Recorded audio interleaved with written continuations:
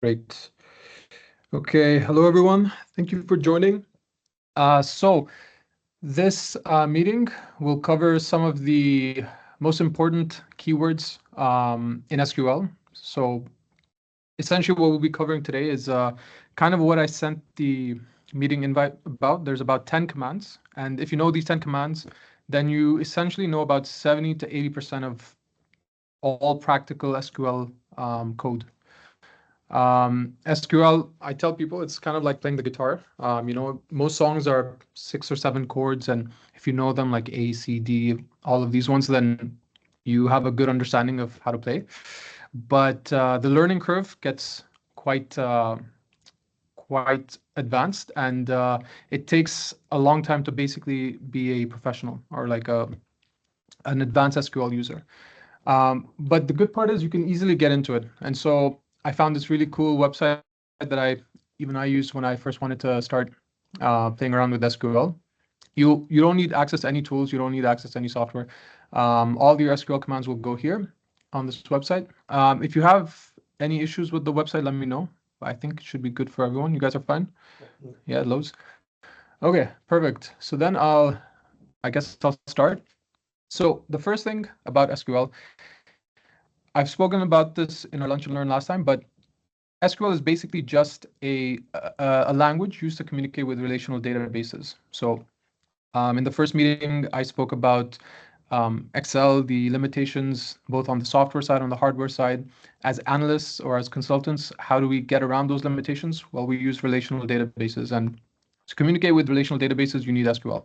I also explained how we can use tools like ChatGPT, Gemini, Claude to generate very useful SQL statements based off of natural language. So if you ever want to create sort of an analysis, you can just ask Gemini to output the SQL statement. And most of the time, if you give it the right prompt and give it the right data, like the head of your Excel or your database, it should provide you the accurate SQL statement.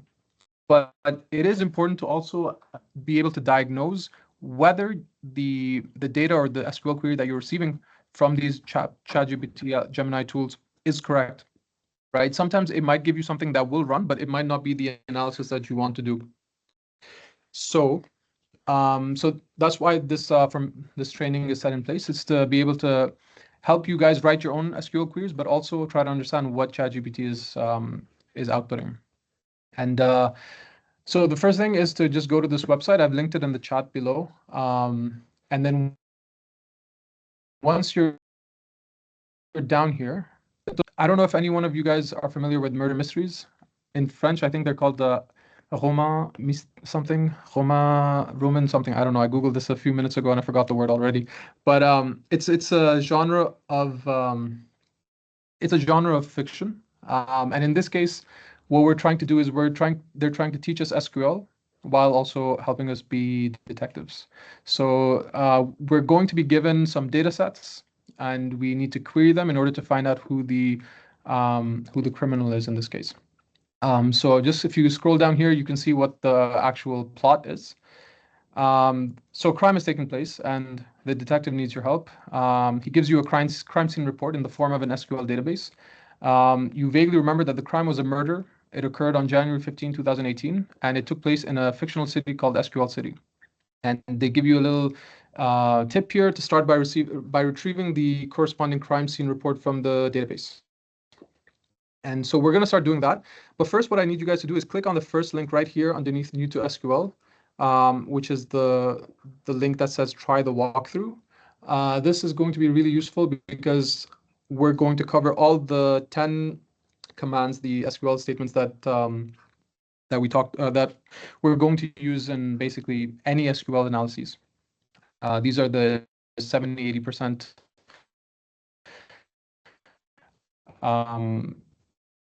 syntaxes that I was telling you about. So we're just quickly gloss over this lunch and learn, but for those of you who weren't there or if you forgot, SQL is, what is SQL? It is a language which we use to interact with relational databases, and it's used to basically be able to get information from our data sets. It's almost like using a pivot table, but it's written in code rather than UI.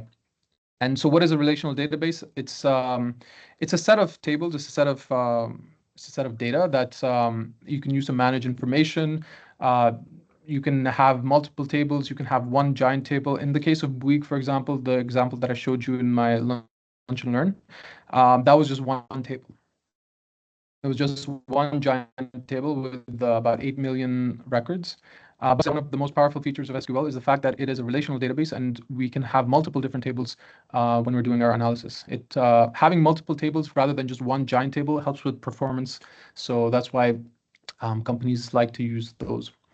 One thing that I didn't cover in the last class was the concept of an ERD, which is an entity relationship diagram. Because we only had one table, it wasn't that important. But when you start working with giant data sets with multiple tables, then an entity relationship diagram comes in really handy. And so for this exercise, when we're trying to find out who this murderer is, we're going to use all of these different tables at our disposal, query them, and try to find clues that'll help us figure out who this person is. A quick thing so how do we begin? The first thing you see when you see an ERD is you see a bunch of tables, but you also see a central table. And that is typically the most important table that we should look out for, is because that table is able to connect to all the other different tables in our data set. So in this case, what we have is the person table. It has the most relationships compared to any other table. And it also contains all the information that we need in order to figure out who the killer is. So when we want to identify the killer, we need the name of the killer. We might look at stuff like address number, street name. For those of you who don't know, an SSN is a social security number. It's, I guess the equivalent of that would be the French tax number. It's mainly used in the US and Canada. But person is a table that has these following columns. It doesn't say exactly how many records it has. We can use SQL to figure out how many people are inside this table. But we can see is what this table is structured like. So every person should have a name, should have a license ID, should have an address number, a street name, and a social security number within this table. What's also important is the data type. On the right, you can see that an ID will have an integer value. It'll be an integer. Name will be text. SSN will be a character. These are important when we're using SQL, because when we start using comparison operators, which we'll discuss, you need to be sure that you're comparing integers properly and text properly. So this is a good high-level overview of the data types within each of our table. The other thing that's super important to recognize is that within each table, most of the time, you have something called a primary key. A primary key is a unique identifier that identifies all the different records inside that table. So these golden key logos that you see across the four tables here, those are called primary keys. So within person, every person in this table should have a unique ID. This ID should not be used for multiple people. It should be linked to exactly one person. The same thing with driver's license. We have ID as well, but this driver's license ID is a separate ID to person ID over here. Sorry. No worries, no worries. Same thing with Get Fit Now member. You'll find out later when we're doing our interviews and stuff, when we're doing our research, that Get Fit Now is a gym membership program, and it has some link to the serial killer, and that's why we have access to this data set. But the ID here is also different than the ID in person or driver's license. But what you can do, and that's where the foreign key comes in. The foreign key is used to link multiple tables together. So in this instance, what we have is person and we have driver's license. And how do we link the two tables together? In order to see the name of the person, all of this information, but also be able to see their age, their height, their eye color, etc., the plate number of their car. And the way we link it is using the license ID. You see this little arrow here? That indicates that this column is a foreign key, and it's linked to another table using this column name. So license ID here is linked to the driver's license ID in the driver's license table. Similarly, the SSN is a foreign key that is linked to the SSN ID of the income table, which means that each SSN is a unique entry point, a data point inside of our income table, and it's linked to an annual income for that person. And so if we were to link person to driver's license to income, we can actually do that because we have all the right keys. And in this way, we can get kind of a high-level overview of how what a person is, like their name, their license ID, what their age is, their height, their eye color, gender, etc., as well as their annual income, all within one data set. And so that's how you can start seeing, how powerful SQL is, because you're able to manipulate all sorts of data in order to get the exact output that you're looking for. So this is boring, but this is super essential, because without knowing the structure of a database, we basically will have no idea what we're looking at. Now we're finally moving on to the fun part, which is the coding. So let's just go down here and look at what a query is. And this is what I'm going to show you here is the most essential query when you're reading from a database. There's two operations when it comes to SQL. There's a read operation and there's a write operation. Most of the time, we won't be writing to SQL, because at GCAP, what we want to have all of our information edited, modified, whatever, inside of Excel files. And then those Excel files will be consolidated into an SQL database. So once we have our SQL database, everyone is able to have access to it, preferably read only, because if you start editing, modifying, deleting stuff, a lot of times you'll run into some unnecessary hurdles that you don't want to deal with as consultants. And so the easiest thing to do is just to read from those data sets. What I'm going to show here is mainly instructions regarding reading from databases. And the most important command when we start reading from a database is the select and the from keyword. Every SQL read statement starts by selecting the column that you want as output and where you want to read that output from. So let me just remove count for now and just show you what this does. So in person, for example, we have about 6 different columns, and we want to be able to see one or more of these columns. If you want to see everything, if you want to get all the columns and all the records from this database, then we use something called the asterisk symbol, which is it's just to let you know that I want everything from this, rather than specifying every column. And so when you click run, you'll have access to you'll have access to what this table looks like. It's actually quite long. So one thing we do in SQL is we use something called a limit function, which is just a fun little keyword that lets you specify how many lines you want. So if I say limit 5, I only get the top 5 columns. A thing to, maybe this isn't important, but just for your own benefit, when you're using the limit function, you're still running the query on all of the data there. So performance-wise, limit 5 or just completely removing limit has no difference whatsoever, because you're still selecting everything from the data, but you're just showing, when you add the limit clause, you're just showing that I only want the 5 extra. So performance-wise, it's exactly the same. I don't know if you need to worry about that right now, but if you run this right now, you'll be able to see what the top, not the top, but the first 5 elements of our person table looks like. And so you can try testing around. Let's say if you just want the names of the first 5 people, then you just need to specify the column name.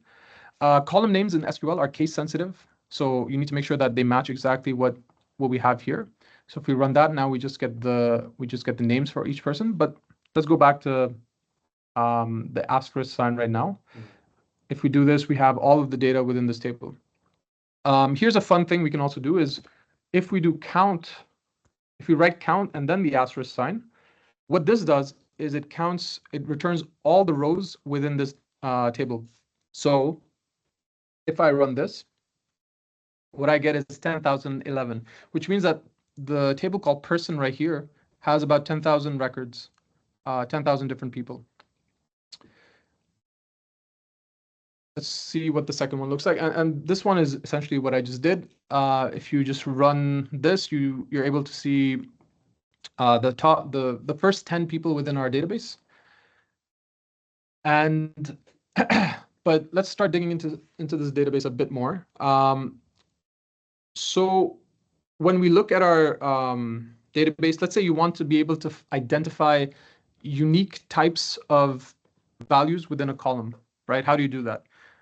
So this person here, whoever created this website, is telling us, let's look at the distinct type from the crime scene report. What this means in English is we want to look at all the unique type of crimes from our crime scene report. If you go up all the way here to this, actually, you know what? I'm going to open this in a new tab because it's annoying to have to keep scrolling up. So if we go to our, where is that? Crime scene report. So in the crime scene report, you can see that we have different crimes. We have their dates that are stored as integers. We have the type of crime. We have the description of the crime, and we have the city. So if we go here and we type in select distinct type from crime scene report, what we're actually doing is we're asking this database, can you please give us back the unique types of crimes from this report? So if we click run, we'll see that there's robbery, there's murder, there's theft, fraud, We have about X amount of distinct crimes, right? So this is very useful because what are we doing? Well, we're trying to understand that our crime is a murder. So we know that if we're going to filter over this database, we want to filter over this type, the murder type, right? So before we start really digging into this crime, it's important for us to know what a SQL query looks like. Besides the select and the from, there's actually a lot more things involved as well. And like I said, we're going to look at the 10 that I was talking about. So select and from, very important. The asterisk is used to get all the columns from the table. Otherwise, you can use the column names in order to get like very specific columns back. From allows us to specify exactly which table we're trying to look at, right? The where clause. Now, this is interesting. This is a really powerful clause. This one helps you filter over specific columns with specific conditions. So in this example over here, we see that we're using select where name equals Kinsey Erickson. So just if someone can just say, what does this look like in English? If I were to ask you, what does this query run? Do you guys know? It just says basically, I want all the columns from the table called person where the name is Kinsey Erickson, right? And so if we run this, we can see that, okay, in this table, we have Kinsey Erickson with an ID of this, her driver's license ID is this, address number starts with 309, street name is this, and her social security number, right? You can also, the really powerful thing about where is you can add multiple different conditions by using either the and keyword or the or keyword. So in this example here, we're looking at the crime scene report, and we want to look at all the thefts that happen in the city of Chicago. That's why we use the and clause. And if we do that, we can see that there were 3 instances of theft. The descriptions are here, and then we also have the name of the city. A lot of these are just placeholder text, so they won't make a lot of sense. But yeah, essentially, this is how you can do it. If you use the or clause, in fact, you return something much bigger than you probably wanted initially, because the or clause looks at all the different types of thefts that happen across any city or anything that happened in Chicago, right?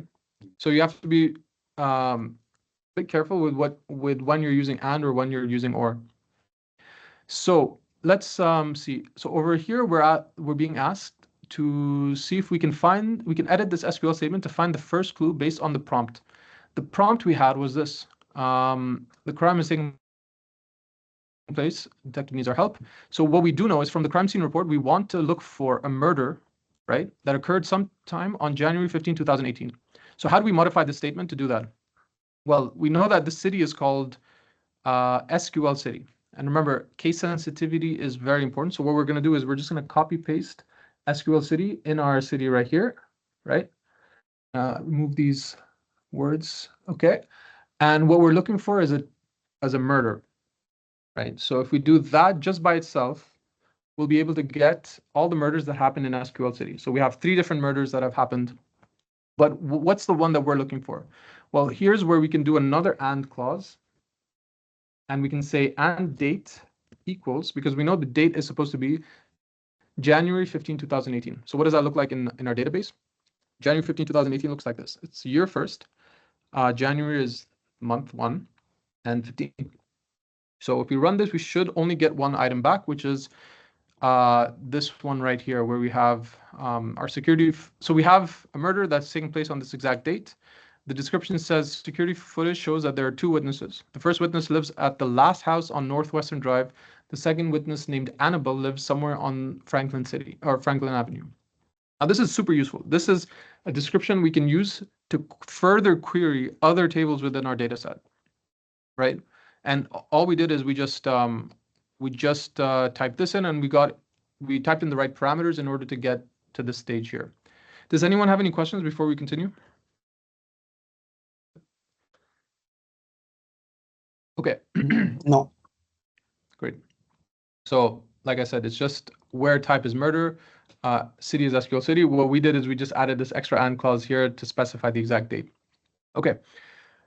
Let's move on to what a wildcard is. A wildcard is something that is really, really useful when you don't quite know what type of data you want back, right? There's two types of wildcards. There's the percent symbol, that's a wildcard, and then there's the underscore symbol. Most of the time when we're using SQL, we use the percent symbol. And what the percent symbol is it basically matches, percent just means anything. Any text, any number is just a placeholder for any sort of text. So when you type in the word CA percent A, what you're asking your database is give me something back that kind of matches this pattern. I don't care about what's in between CA and A, but as long as it starts with CA and ends with A. So in this case, we can have Canada, we can have California. It's especially in the case where, let's say, we're looking at a person whose name is Annabelle, right? There could be many, many Annabelles in our database. And so if we use this percent wildcard, at the very end of Annabelle, we look at all the people whose first name is Annabelle, last name could be anything. So that could be very, very useful for this specific scenario. The other one that I'm talking about, the other wildcard that I wanted to reference is the underscore, which just matches a specific character in the place of that underscore. So if you do B underscore B, you're matching Bob, Bab, whatever, but you're not matching Babe or BB because remember the placeholder is just for that specific character. Another important thing is when you're comparing using these wildcards, you have to switch from using the equal symbol to using the word like. So in this example right here, what we're doing is we're looking for unique cities from our crime scene report where the city is like I and then percent. So what does this mean? This basically says I want a city that starts with the letter I, capital I, and I don't care what it ends by. And so if you run it, you get a bunch of cities that start with the letter I. Okay, so keep this in mind because we're going to be using wildcards in our criminal hunt. The next thing that I want to show you is just a cool clause that's called between. So this is just basically an operation to it's kind of like the less than or greater than symbols, but it's for text only. So what you're doing in this case, you're looking for all unique cities from our crime scene report where the city starts with the letter W and ends with the letter Z. So you're getting a list of cities back that start with W and end with Z. So you get all these ones. There's no city with the letter Z here, so that's why we end on Y. But it's important to note that this is how that's done. And one thing that maybe I didn't bring up yet is order of operations is very important. When you're using SQL, for the most part, you want to start with your select clause. You want to specify right after which table you're pulling this information from, and your filter must go at the end. If you're using a limit, like I mentioned before, the limit is the last thing that typically goes in your SQL query. So in this case, we just have Wilmington, but if I omitted this, we basically get everything back. If you put limit like before where, then it might just throw an error saying, this isn't correct, or maybe it'll just say, yeah, there's an uncaught error. So order of operations is important. Another important thing that we should do when we're working with specifically text, because of case sensitivity, it's important to always match. It's usually important to take care of what cases we're using within our data sets. And so one way we can get around that without caring about the case sensitivity is to do matches after lowering all of the information. By lower is just a way to lowercase everything. So if you have SQL City in your data set in caps, when you run lower, then it just basically does a comparison after lowercasing everything. The same thing is with upper. You can run upper on a column and it'll upscale uppercase all of the data within that specific column and then compare it to what we have here. So if we run this, we'll get SQL City back, even though SQL City is written completely differently to what we have here in terms of case sensitivity, we still get this answer back because we lowered it before we did our checks. A few other functions before we can start doing some further digging. The max is super useful. This is used for trying to get the maximum value of a specific column. Minimum is the same. Sum, average, count. You guys know this already. This is from Excel. So how does this look in practice? Let's say we want to look at the max age from driver's license. You can see that it's 89. And well, you can kind of get even more cool with it because let's say you know now that your max age is 89. So maybe you're interested in, I don't know, let's say I want to see all the rows from our driver's license table where, and here we can specify, let's say we know our age is 89, but let's say we didn't know this, then we can just write it within a nested query and we can say where age equals select, and now we can say max age from driver's license, right? So what does this query do? It gives you all the data back from driver's license where the age is the max age, which is 89, since we ran it before. So what we're going to get is just a record of all the 89-year-olds within this table. So if we run this, we'll see that, yeah, we have a bunch of people here. Their gender, their hair color, eye color, plate numbers, car make, car models. And yeah, you can run a limit somewhere down there. And if you just want to see one person, let's say, and yeah, so that's how you can use a nested query inside of that to get this information. So, oh yeah, one more thing is one thing you can do as well is you can sort your output. You can order it by whatever column you desire. In this case, what we're doing is we're getting all of the data from our driver's license table, but we're ordering it or sorting it. Order by is just another way to say sort in SQL. So we're sorting it using the age column in ascending order, right? And limit 10 just means we're just looking at the first 10. And so, yeah, we have a bunch of 18-year-olds there. If we were to remove this limit clause, I'm sure we can see even more people here. It's going to be huge. But yeah, actually, it's pretty big and it's slowing down my computer. So I'm just going to reset that. But yeah, you can see an entirety in sorted order. And just as you could have done order by age, you could have done order by height. If you had done order by a text column, like for example, car make, then it'll sort it in ascending alphabetical order. So that's important to note as well. And typically the order by clause goes at the very end, just before the limit clause. So it's one of the last things that you should enter in your SQL query. Okay, so now that that's over, we have enough information to write our first query and identify who our first witness might be, right? So I'm going to leave this as a 5-minute exercise for all of you guys to do right now. I'll give you the tools needed for this, which is this description right here. Let me copy paste this down here. Oops, that looks terrible. Let me type this in somewhere else. Online pad.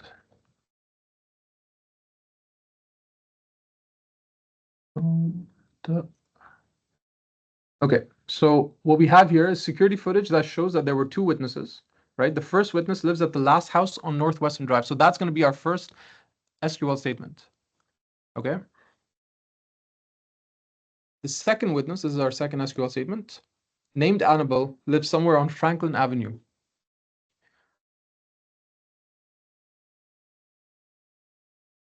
So what I want you guys to do is figure out what table you need. What is the syntax needed? What is the query needed to get the first witness's information based on this description? That she lives on the last house on Northwestern Drive. Let's say we come back at 3:37 and we'll discuss our solution.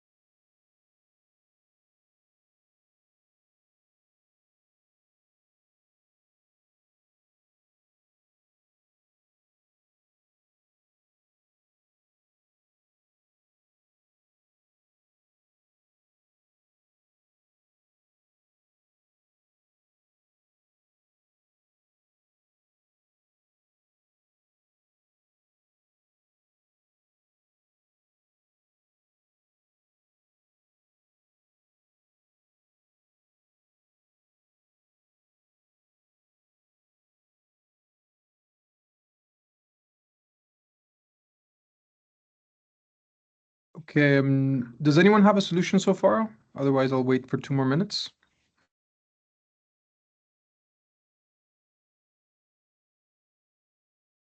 Okay, we'll wait.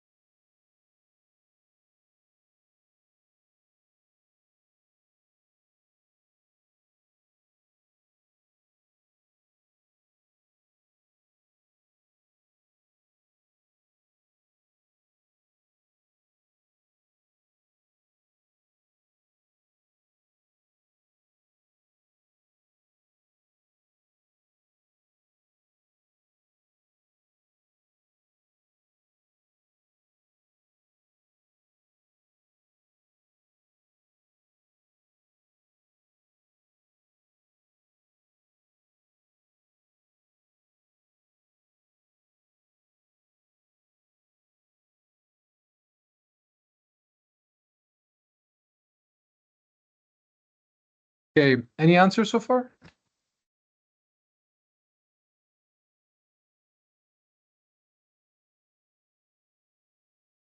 Not, I will show the solution immediately. Yeah, Benjamin, do you have something? Select all Okay. person Select all from person from person. where address street name égale Address street name equals. ensure the stream. Yes.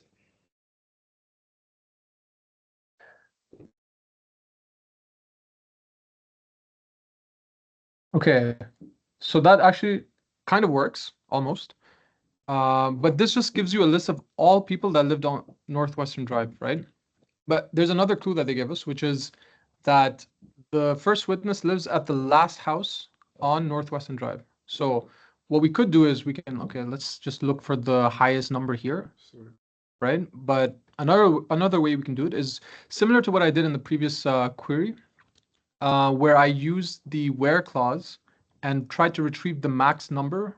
Okay, so typically, I don't know if this is how they do it in France, but the last house in the US on a street name will have the highest address number, right? So in this case, what we can do is we can say, okay, let's say select all from person where address number equals, and then here we can write our nested clause, which is select max address number from person where address street name equals northwestern. I hope this is the right spelling. Drive. Okay, close that. And this should give us one person with that max address number. So if we run this, all right, so we get someone called Morty Shapiro. He lives on 4919 Northwestern Drive, and it says it's correct. So I assume that this is our first person. Okay, so once you guys all, if you want to test this yourself, I can, you know what I'll do? I'll just copy paste this in our chat here. Okay. Now let's quickly just go over the second witness because I need to go over a few more things. We are running out of time. So the second statement is, okay, the second witness. What do we know about the second witness? We know that the second witness is named Annabelle and she lives somewhere on Franklin Avenue. Does anyone know where to start with this one for a solution? Sorry? For the second selection. Okay, no worries. So we can do the same thing. Let's say select all from person.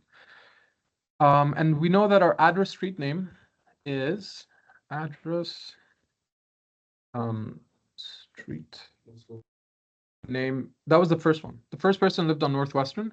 The second person lives on, even I'm forgetting, Franklin Avenue, right? So we know that this is our second person's street name. So if we were to leave it here, we just basically have a list of all people who live on Franklin Avenue.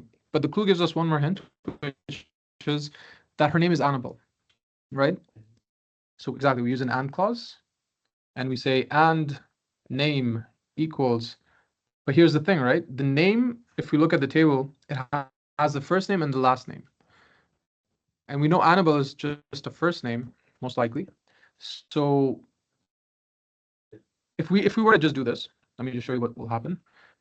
If we run this, we're not going to get any data return because it's assuming that there's a person existing in that table who just has that one name, Annabelle, no last name. So what do we use in this case? Well, we use something like the wildcards that I explained before. So if we did Annabelle %, now we get all the people who have the first name Annabelle, right? Because the % sign is a placeholder for anything. It just says anyone whose first name is Annabelle or whatever string starts with Annabelle, and we don't care about the last. So now if we do this, we get Annabelle Miller. So Annabelle Miller and Maury Shapiro are our two witnesses, right? And so we can further do some digging. But before we do that, this is the most important part. If anything, this is the most important clause that I really want you guys to be comfortable with, which is called join. Join is essentially how you can think of it as a sort of a VLOOKUP, in Excel, when you're combining different columns together to give you a better image of all the data that we have. And the way we typically do that is we use a unique identifier, right? In Excel, you'd have a column which is a unique identifier, and you use that to map two different data sets together using VLOOKUP. In SQL, it's by using the primary key and the foreign key of another table to do that. So what does this look like? This is a very quick example right here. Run this query to identify the biggest annual earners in our database. Okay, the SSNs, the social security numbers, we're going to use that to figure out how many people make more than $450,000 in this case. So like your Jean-Pierre and your Jan, I'm sure. So what does this query do? So super simple. We have two tables. We have person and income. These are our two tables that we're joining on top of each other. And what we're trying to get is the name column from the person, and we're trying to get from the person table, and we're trying to get the annual income column from the income table, right? So if you look at the thing, we have name from the person table, and we're trying to get annual income from the income table. So how do we join? This is the important thing. When you write a join clause, you have to join it on something. You have to join the two tables on something. So the first, you identify which table you're taking it from. And here the order doesn't matter. You could have said from person, or you could have said from income. Doesn't matter. Then you type in join the other table, the other name of the table. And here is where you specify exactly which column you want to join on. And so this is where the ERD really comes useful, because you can see how they're supposed to be joined together, because we have SSN, right, in our person table, which is a foreign key to our primary key SSN in the income table. So what we're doing is we're going to use SSN person and SSN income, and we're going to join on top of that, right? And if you run this command, you'll get these people who make more than $450,000 within our data set, right? And that's just joining two tables. If you look at this schematic here, we have on person, we can actually join quite a few tables. We have about 5 tables connected here. So in theory, you can connect all of these tables together. The ones that you'll have a hard time connecting are the ones that don't have relationships. So like if you look at crime scene report, that doesn't have any relationships at all. You can still do it. It just might be, it's just not clean, right? So in this case, what we're doing is we want to join more than one table, which is, what are our tables? We're joining the income table, we're joining the person table, but we're also joining driver's license. right?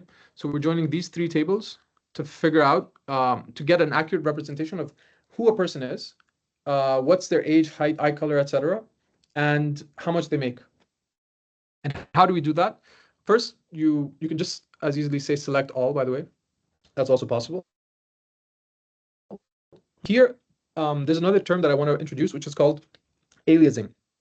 Aliasing is super useful when you're trying to rename a column just for the query. It doesn't rename the column within the table, but it does rename your output. So, for example, instead of having like a messy looking annual underscore income, you can just say as income. And this way, your output will just have the word income on it, just as the same as eye color will be eyes, hair color will be hair, right? It's just a way to rename it for our query. Makes things look cleaner. But you can also alias the tables. So for example, here in income, we're calling it income I. And why do we call it I? Because it's just easier to type than income all the time. Because when you're specifying exactly which columns you want to map on top of each other, then you can, instead of saying income.ssn equals person.ssn, you can just say I.ssn equals p.ssn. Trust me, it saves a lot of time, especially when you have a lot more verbose column names that you're working with. So anyways, that's just a small sidetrack there for that. But the important thing I want you to know is how we're joining these three tables together. So first, we're taking income. We're joining it on person, just as how we did it above right here. We're joining it on the SSN, right? And over here, up until this point, we have two tables now, income and person joined on one. What we're doing now is we're joining driver's license details on top of income and SSN, income and exactly person. So how do we do that? Well, if you go back to the ERD, you have income, person. But if you look, income and driver's license aren't connected. But as person is our middleman here, we can use this join table here of person and income and join the third driver's license using license underscore ID, which is our foreign key. Not to be confused with with the ID column. Those are two different columns. License ID is specifically a column inside of our person table that is used to link to our driver's license ID up here. And so what does that look like in our query? Person.license ID is equal to driver's license.id, right? And so once you do that, you get a really powerful way of looking at these three tables all in one. So you have the name of the person, you have the income of the person, whether they're male, female, etc., eyes color, and hair color. Okay, so the last thing I'll leave you guys off with before you go, and I'm hoping run the solution or try to figure out who the murderer is we need to get some more clues before we can do that. And how do we do that? Well, it says we should look at our interview transcripts for our two witnesses. Remember, Morty Shapiro and Annabelle Miller, I believe. Was it Annabelle Miller? Yeah, Morty Shapiro and Annabelle Miller. So we know that these two people are witnesses, and so we want to be able to look at what they say from our interview database. So interview is a table that has the person ID. So in this case, we want the person IDs for Morty Shapiro and Annabelle Miller, and we want their transcripts, right? But we don't know what their person ID is. We can link it to the person table using the person ID column linked to the ID column of that table. So what does that look like? Let's say select asterisk from, and here we can specify whichever table we want to go for first. We can specify the first table, which is, let's say, interview. Doesn't matter again. And we'll use aliasing because interview is hard to keep typing out. So from interview, we want to retrieve all data, and then we want to join, exactly, join on person, we'll call it P, on what?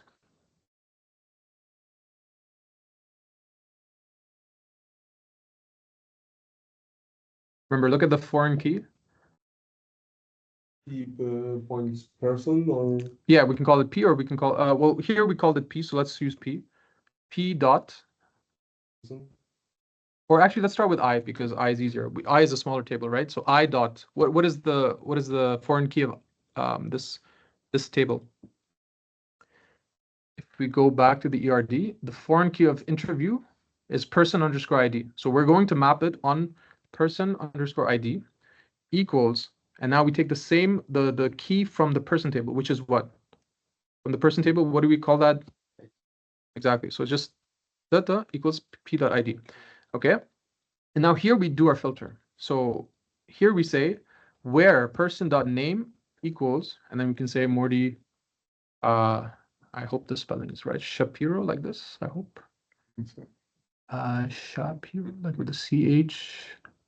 Yeah, Morty Shapiro, exactly. Annabelle Miller. So if we do this, we will get the transcript for this person. I have a question. Why aren't you using as in between from interview and I and person and P? For the actual tables, you don't need to use as, but for the columns, yeah, you need to use as. Okay. So, good question. So if, for example, if I wanted just the transcript, or let's say I want a transcript, but I wanted to call this like, I don't know, for some reason I wanted to call it interview description. It doesn't make sense to name it something longer than what you have, but if I were to do that, then I just get interview description, I just get that column. But right now I just want everything, so let's just take a look at that. So we have Morty Shapiro's transcript right here, but we also have some unnecessary information. We don't want all of this unnecessary information. We just want the transcript, so we can just say, hey, we just want the transcript right here. Okay, and we run that. We have, actually, let's keep that, and we also keep name about that. So we know who said this. So we know Morty Shapiro said that he heard a gunshot and saw a man run out. He had a Get Fit Now gym bag. The membership number on the bag started with 48Z, which kind of gives you a hint, meaning that if it starts with something, we might need a placeholder, a wildcard, sorry. So maybe we'll do a future clause which says where gym bag number starts with 48Z and then %sign. He's a gold member. He got into a car with a plate that included the phrase H42W, right? So we have all these clues to figure out who this person is. But hold on, we also know that there's a second person called, or actually not and, it would be or exactly, see? Good catch right there. P.name equals Annabelle Miller, right? If we do this, we should get Annabelle's testimony as well. And Annabelle said she saw the murder happen. She recognized the killer. He goes to the gym. And he was working out last week on January the 9th. All right, so what can we glimpse from this information? Well, we can take some information from the Get Fit Now member table, right? Because we know that we have the person's, we know that the membership status is gold, right? So maybe we can filter over this table and look for people who have the gold status. What else do we know? We know that his membership number starts with 48Z. So if we go to the membership number, is there something with membership ID? Here we go, membership ID. So if we were to filter over the check-in table, we can look for people whose membership starts with 48Z, right? Another thing we can check is the driver's license table, because driver's license plate says that it includes the words H42W. So if we go here and we look for car plate number and we filter over H42W, we should be able to, with all this information, figure out that one person who was there. We can also cross-reference that with what Annabelle Miller said. She said that she recognized the killer from her gym. We know he goes to this the same gym that Morty Shapiro talked about on January the 9th. So if I were to go to this check-in table here and look for the check-in date, I can cross-reference this person from the first testimony and see, did that person actually go to the gym on that date? And if so, then that's most likely our person, right? So I'll leave you guys to do that part. You know, I think now you have all the tools and everything to run this. You can start playing around here, keep testing all the different queries. Actually, you can solve the murderer in one query. It'll be a really long query, but I recommend just playing around with it one query at a time to improve your skills. And then if you want to check your solution, that's when you use this over here. And this is something that I avoided talking about, but this is the write option, right? There's two operations. There's a read operation when it comes to SQL, and then there's a write option. And this clause is a write option clause. This will insert into a new table called solution, which we have right here, which isn't connected to anything, no relationships whatsoever. But this is where you would input your response, right? And so what you would do is just remove this part right here And once you figure out the name of the killer, like I don't know, I'll say Morty Shapiro. Obviously, Morty is not the killer; he's just a witness. But if you do that, then this line here will try to extract this information, and they'll say, okay, that is not the right person. Try again. And so just keep playing around with it until you figure out who the killer is. And once you're able to do that, you can confidently write that you know SQL on your resume or on your LinkedIn, I'm sure. But yeah, that's just a quick introduction to all the most important commands for SQL. If you know this, again, you know about 70 to 80% of especially these aggregation functions here. If you know how to use them, then you know about 70 to 80% of what a regular SQL query would look like in practice. And then if you really want to get better, then you should look into things like common table expressions. And I mean, honestly, the sky's the limit with SQL. There's a lot of things that you can do with this language. Do we have any questions before we call it quits? Yeah. Okay, great. Awesome. Thank you guys for coming. Thank you very much. Thank you. Cheers.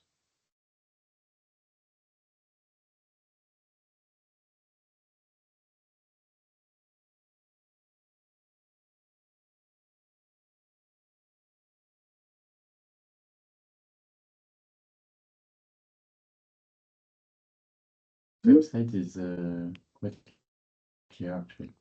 Yeah, right. Super useful. Yeah, you can get it in chat. Here we go. Stop recording.